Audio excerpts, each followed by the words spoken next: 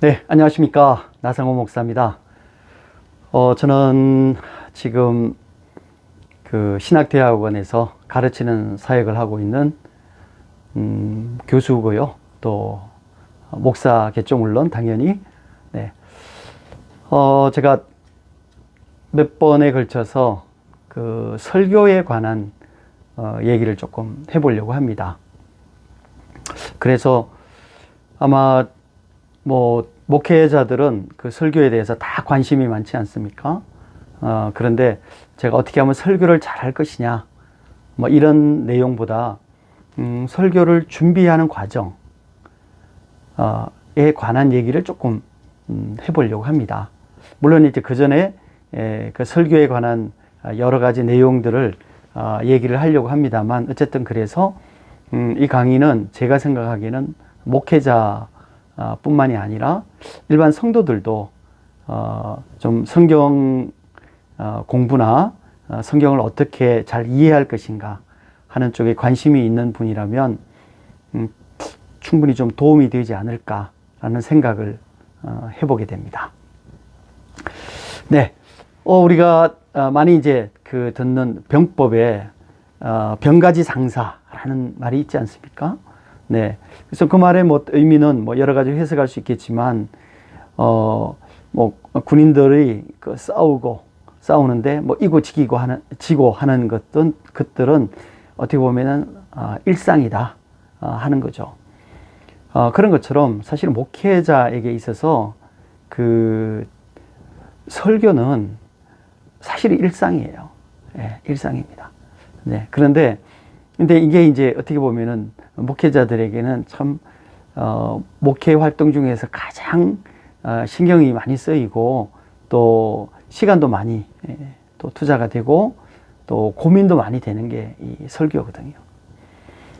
제가 생각할 때 설교 그 목회는 아마 세 가지 정도로 크게 이루어진다 이렇게 생각합니다. 첫째는 설교겠죠. 두 번째는 소그룹입니다. 그리고 세 번째는 상담이라는 생각이 듭니다. 네, 그게 뭐 어느 것이 더 훨씬 더 큰 비율이냐 생각하면 뭐 사람마다 이제 생각이 다르겠지만 저는 개인적으로 그 중에 전체적으로 설교가 제일 큰 비중을 차지하고 있다 이렇게 생각합니다. 특별히 한국적 상황에서는 그렇습니다. 그래서 목회자라면 누구나 다 설교를 잘하기를 원하는 것은 뭐 인지상정인 거죠. 네. 근데 그래서 이제 목회자들이 설교를 잘하는 어떻게 하면 잘할 것인가 이런 고민도 많이 하고 연구도 많이 하고 또 다른 데 가서 설교 클리닉도 받고 뭐 그렇게 많이 하는 줄로 알고 있습니다. 제가 꽤 여러 해 전에 뭐 제가 아는 분이 그 설교 클리닉 하시는데 그 가격이 어마어마했어요. 한 1,000만 원 정도 이렇게 한답니다. 그러니까 저는 그게 1년 동안인가 아니면은 그분이 어떤 기간을 정해주고 지속적으로 좀 향후에도 언제든지 좀 뭐라 그럴까요? 이렇게 컨설팅을 해주는 그런 가격인가 이렇게 이제 생각을 했습니다. 근데 제가 생각할 때는 아마 후자일 가능성이 크지 않겠나 이런 생각이 듭니다. 왜냐하면 금액이 크기 때문에요.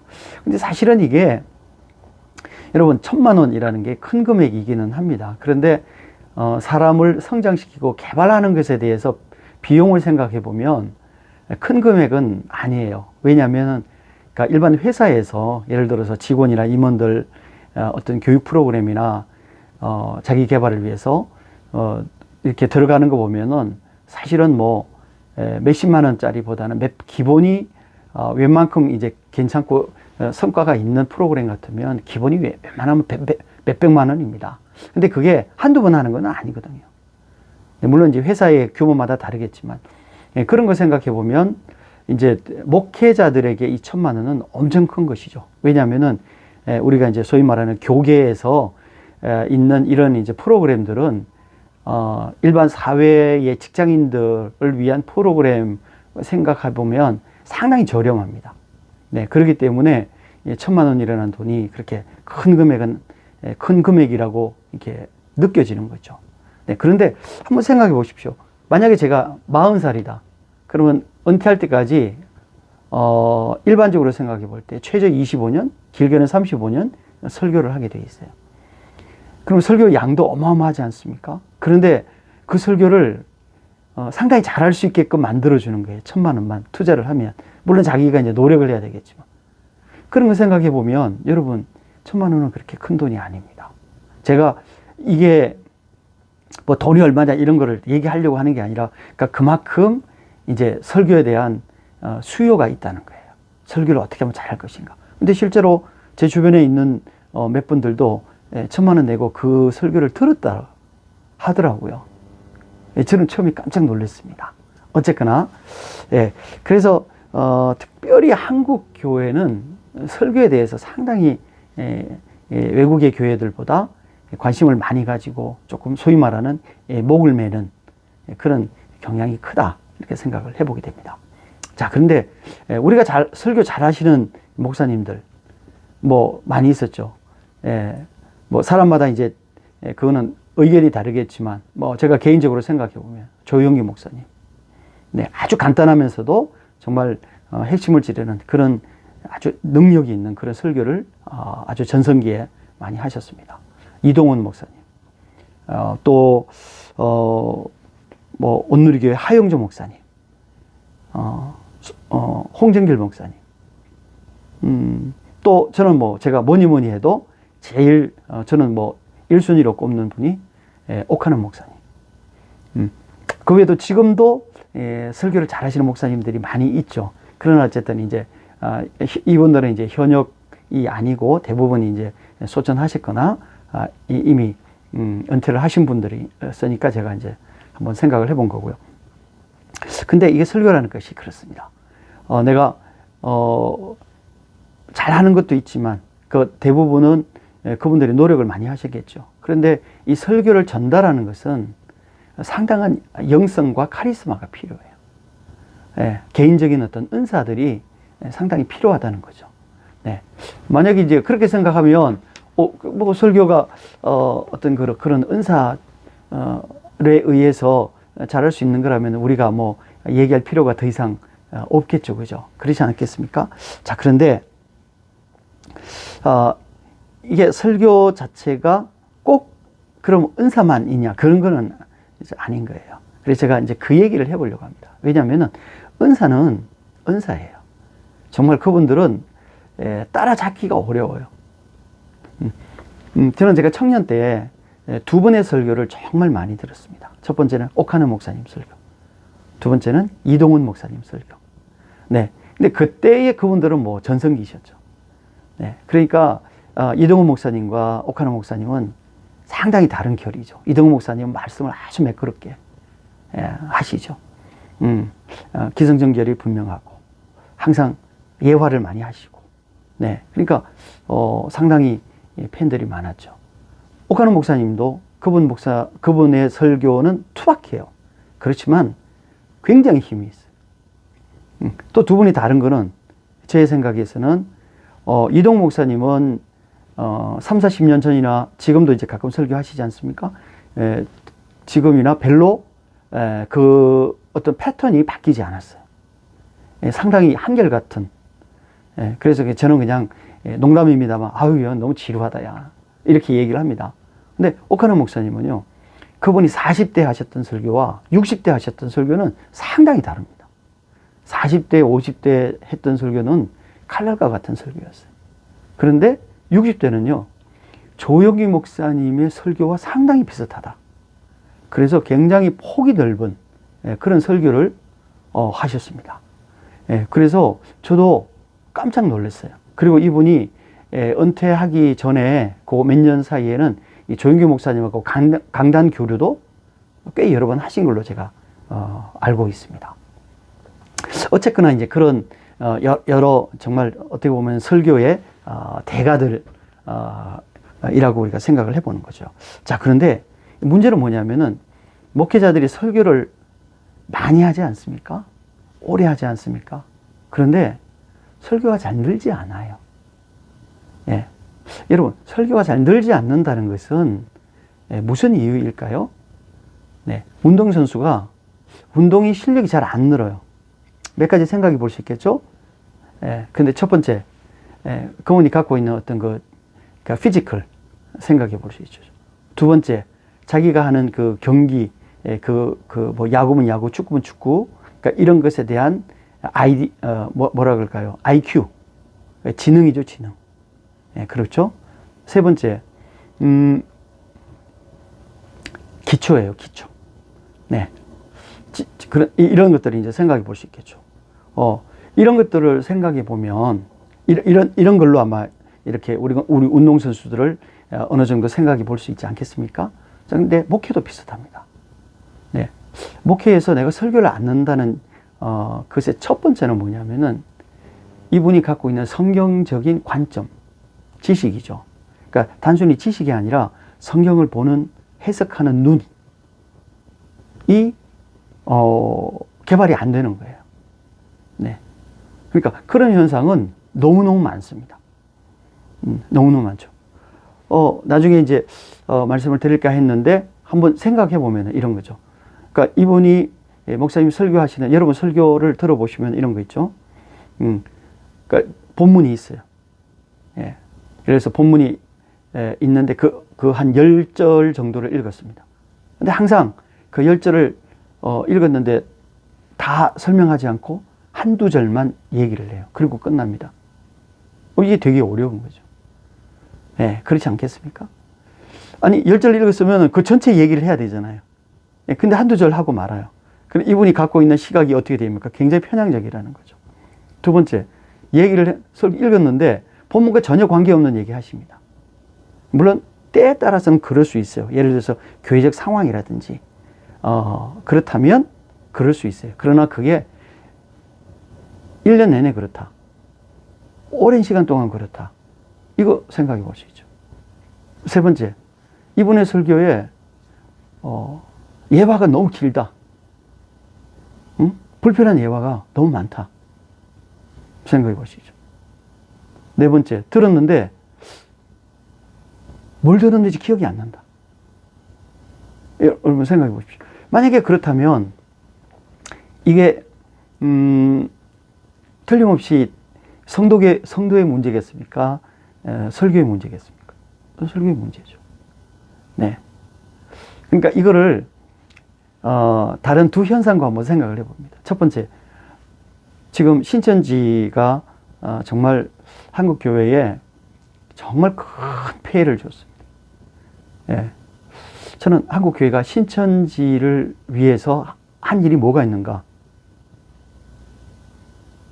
없진 않아요. 있어요. 한 가지는 확실하게 했습니다. 그게 뭐냐면 들어오는 교회 입구에다가 이 동그란 딱지 붙이는 거예요. 신천지 추수꾼 출입 금지. 예, 그리고 빨갛게 이렇게 쭉쭉 그은 거. 그거 교회 앞에다 붙인 거죠. 그거 말고 한 일 없습니다. 예, 다 그거 했죠. 그럼 무슨 그게 무슨 다른 종교의 무슨 부적 같아서 귀신이 들어오다가 그거 보고 깜짝 놀라서 도망갑니까? 그렇지 않죠. 이게 제가 생각하기에 그러니까 이만희 씨가 나이가 지금 굉장히 90 거의 한 중반 정도 됐잖아요.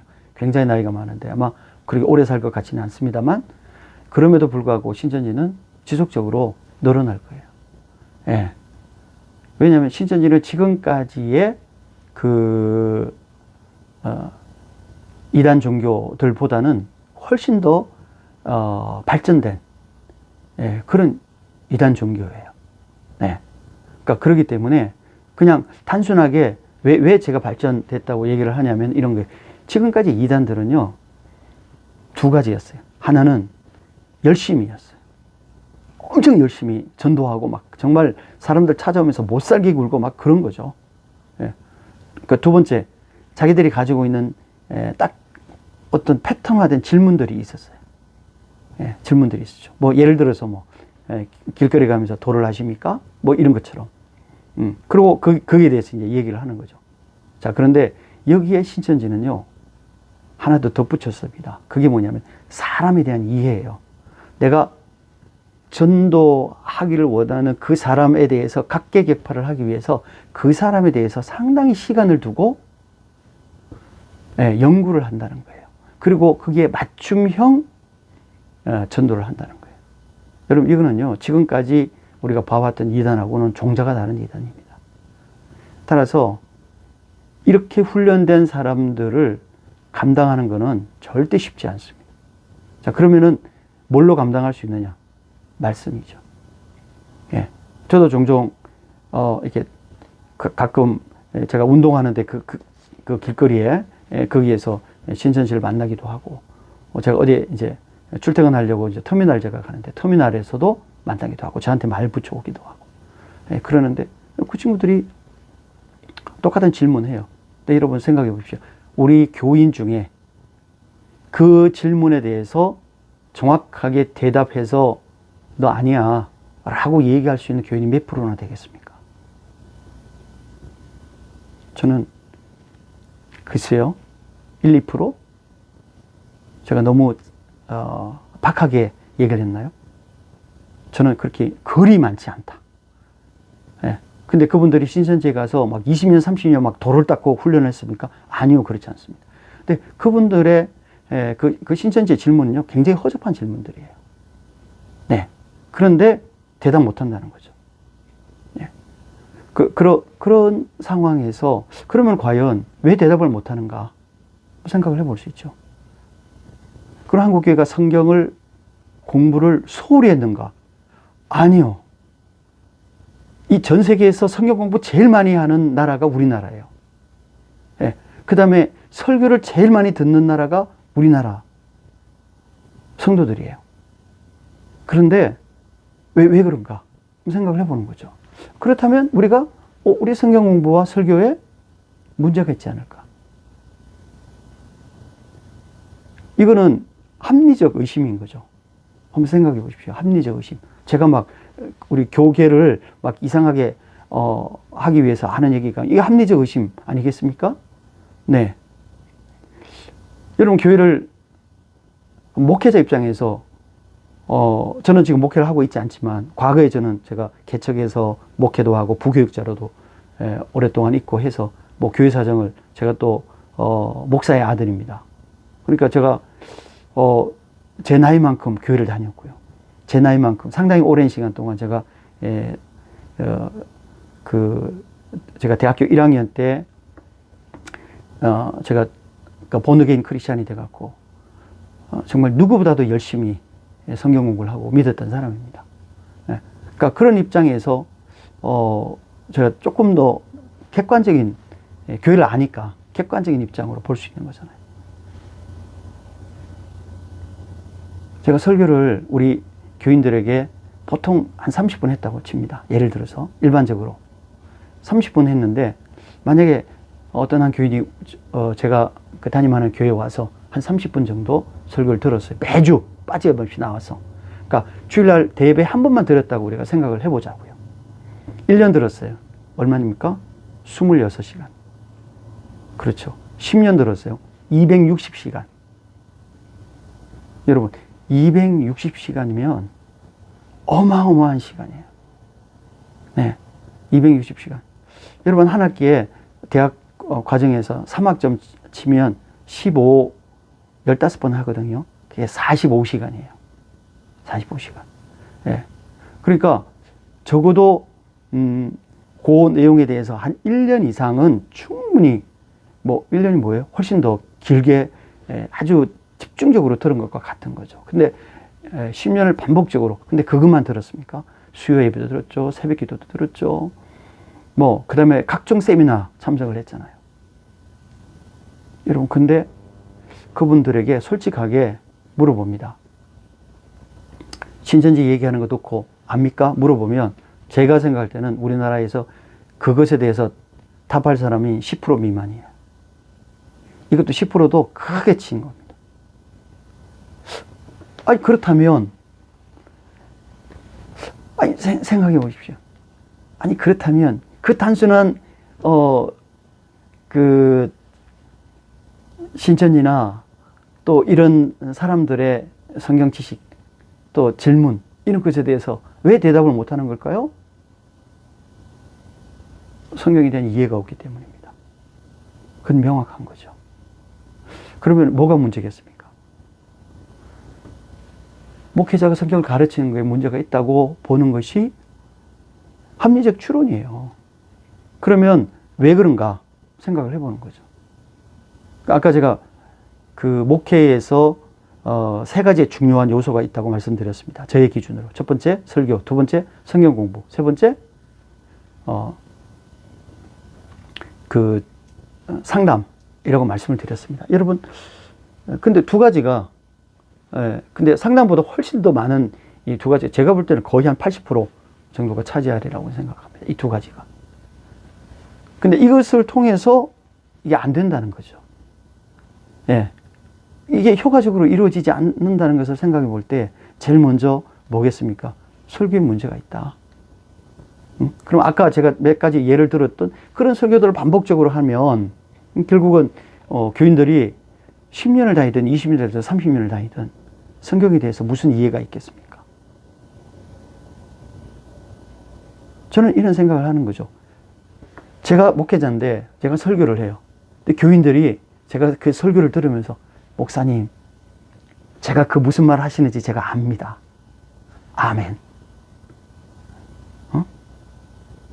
그리고 제 설교에 동참하는 거예요. 여러분, 이게 가르치는 사람으로서 얼마나 큰 기쁨이겠냐고요. 예. 물론 어떤 분들이 이렇게 얘기합니다. 설교는 선포하는 것이다. 맞습니다. 저는 그게 틀렸다고 하지 않습니다. 그러나 그분들이 오랫동안 들었는데 그 선포를 기억 못해요. 그렇다면 바꿔야 되지 않겠습니까? 생각해 봐야 되는 거죠. 이게 여러분 제가 얘기하고자 하는 내용입니다.